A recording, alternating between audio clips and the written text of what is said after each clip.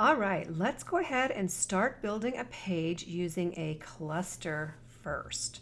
So here's a page. It's not going to be exactly like this, but it'll be pretty similar to this. It's going to be very simple. It's going to be a 12 by 12. It'll use one cluster, and we'll also use parts of a DigiKit, parts of paper. So let's go ahead and get started. I'm going to go File, New, Blank File, or Control N. And I'm going to go ahead and choose 12 by 12, which is a scrapbooking page, as the document type.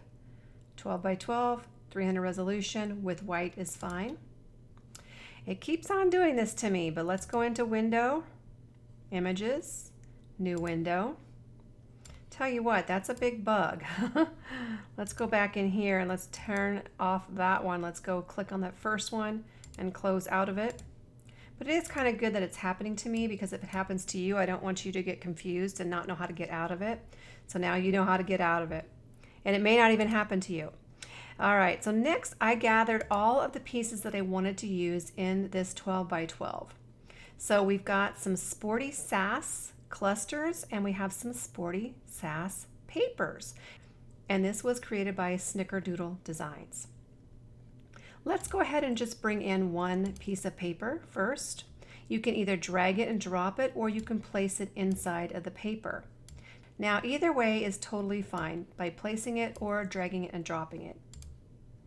Go ahead, and if you don't like the piece of paper, you can always delete it by dragging it to the trash can and pulling in another piece of paper. This time I'm going to place it. Okay, perfect. Click on the little check mark.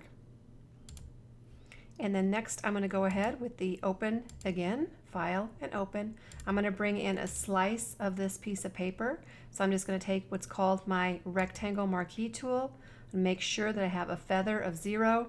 And I'm just going to take a big slice right about here. Now if you don't like that, you can always move it to a different location. See how I'm just clicking inside there and then moving it? This is with my rectangle marquee tool. Once we have the area that we like, which is right about here, then I'm going to go get my move tool. And then you can see that you can drag it and drop it into your page. Now look what just happened. I'm going to close this one out. It went behind that piece of paper, which is totally fine, because all we have to do is drag it and drop it above that piece of paper.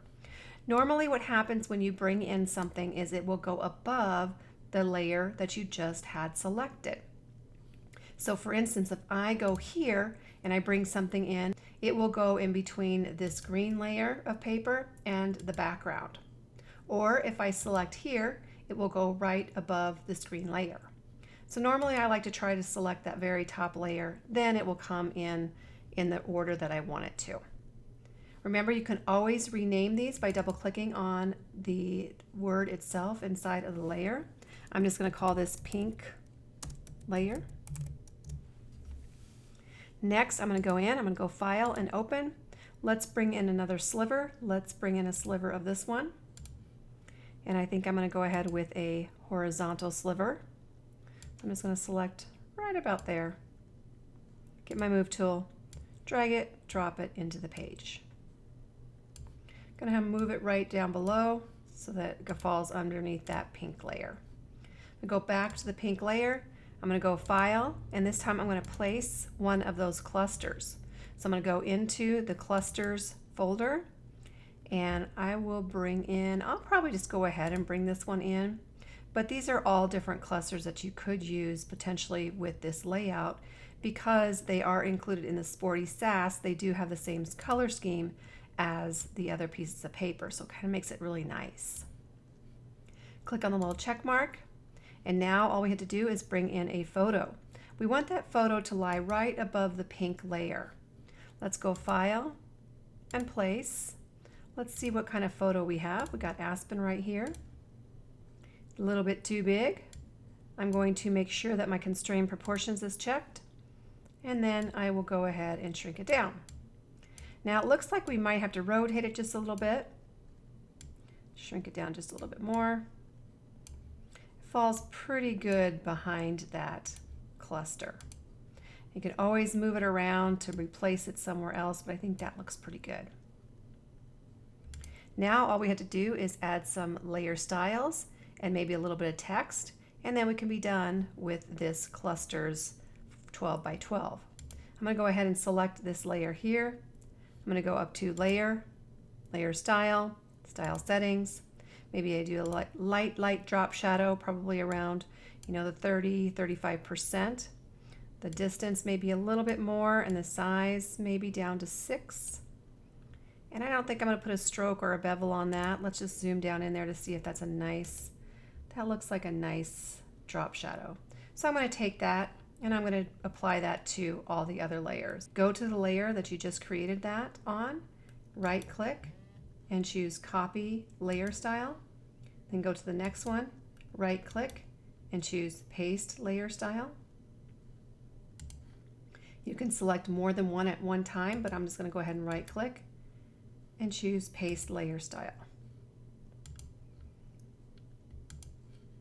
Now it kind of looks like this piece of paper is not big enough, or that it has a white area around it. You can make it larger to fill up that entire area if you think that it's not filling that area. So I just moved this layer and made it a little bit bigger. What if we wanted to put a text box down here with some body content? I'm going to go to that top layer. Creating a text box is very easy. You just go get your text tool. I don't want it to be this color. I want it to be kind of like a deep green, so I'm going to click on that. I'm going to click on this little hue, bring up color picker, and maybe pick a dark green from my color picker palette. Then I'm going to go down here in the bottom right hand corner and click and drag on my mouse. This will give me my text box. This is where I can put my body content, stories and such. Now this text is a little bit too small. It's going to be too hard to read. So what I'm going to do is I'm going to go ahead and make it a little bit bigger. I'm going to take my text tool. We'll move this over a little bit. Triple click. Go in. I'm going to go with maybe a size 24. Might be a little bit too big, but let's just go ahead and copy and paste that text over and over again, just so you can see how it works inside of this text box. When you keep copying and pasting, and if you go outside of the text box, if your text is going overflowing, you'll see this little block right here, a little square with squares inside of it, and that will tell you that you've got too much going on. There's too much text inside of there. So what you're probably going to have to do is either A, take out some of the text, or make your font size a little bit smaller so that all will fit. Let's go with maybe a 20. That looks pretty good. Now we know that there is nothing outside of that text box. Looks pretty good. Go ahead and click on OK. Remember that you can change the leading of your text by going in, getting your text tool. Down here where it says leading, you can go ahead and push that leading to be farther apart, or you can pull it closer together. That looks a little bit too close together, but when we go further apart, some of it does come off of the page. So we either A, have to go in and maybe make this a little bit smaller, so maybe 18 points, or let's go with 17. And then maybe with a leading of 24. Okay, it looks like it all still fits, so we're good. Just double check that. The spacing is pretty crazy because it looks like it's all lined up, but that's all right, you get the idea. Then let's go ahead and add another line of text. I'm gonna go up to the very top layer, get my text tool. I'm just gonna type in 2009. I have no idea when this photo was taken, but let's just say it was in 2009. I'm going to make this really big. Maybe I have this put right here. It's a little bit obnoxious, so I'm going to take it down as far as the opacity goes. Whenever you have something that's pretty obnoxious, you can always play around with the opacity, lighten it up just a little bit. We want the date to be on there, but we don't want it to be like, whoa. Our focus is with Aspen here. And then we're going to go ahead and bring in the word Aspen. I'm going to enlarge that. know that you can change the font. You can also toggle between different fonts. So I don't know if you know that. Most people do, I think. But if you don't know it, this is a great way to allow you to see what kind of fonts look good with your actual text. So in order to do that, you make sure that that text is selected, or that layer is selected with the text. You click inside of where all of your fonts are in your type horizontal. Click there, see how it's blinking cursor. And then you just start toggling between all of these with your arrow key. I'm going up and down. You can toggle up or down throughout your fonts. See how it's changing then with the change of your font.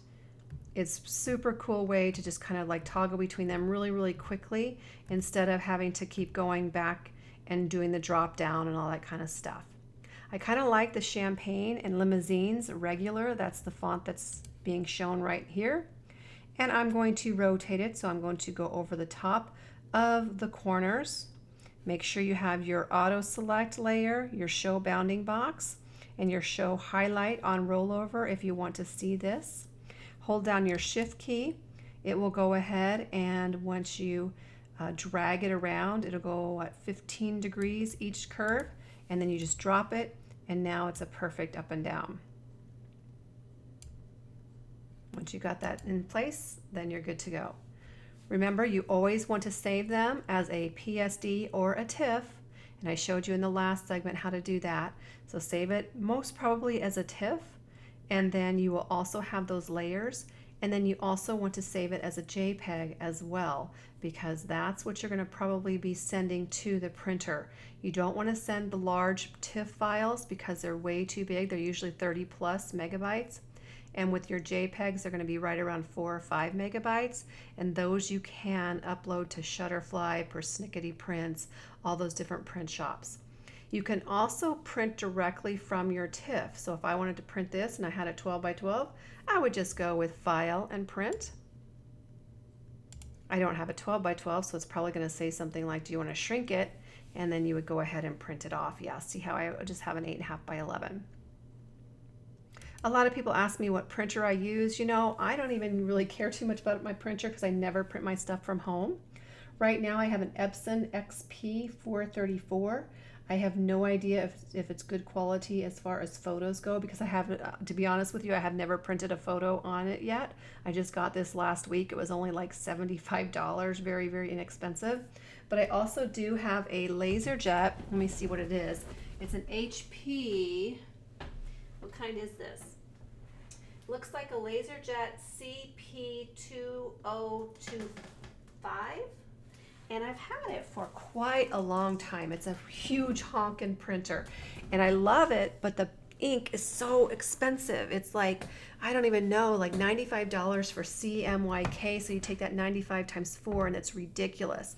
I spent less money on my printer, the Epson from Walmart just last week. I think it was really, really cheap. I'm almost thinking it might have even been $49. But anyway, I went ahead and bought that because I didn't want to go spend a lot of money on getting the CMYK for my HP printer. So whatever you guys decide on printing, I'm not going to tell you which printer to get, but I do use Persnickety Prints for printing, Shutterfly, I've used MPix, I've also used Costco a lot because I live across the street from a Costco, so I love Costco.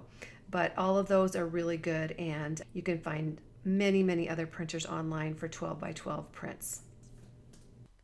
Thanks for watching this video, but don't go away just yet because I have an important question to ask you. I'm always curious to know what kind of phones y'all use. I'm talking cell phones, not landlines like my mother still uses. But if you have a particular phone that you love, actually, you know what? Tell me what kind of phone you use. Just go ahead and post it below. I just got this a while back. It's a LG V20. It's a Samsung. And I do like it. I like it a lot. But I know I have a lot of friends who use the iPhones. So let me know what you use. Tell me if you love it, like it, hate it, why. Let me know what kind you use because I'm just very, very curious to find out what my audience is using. So thanks again for watching and have a great day. Bye for now.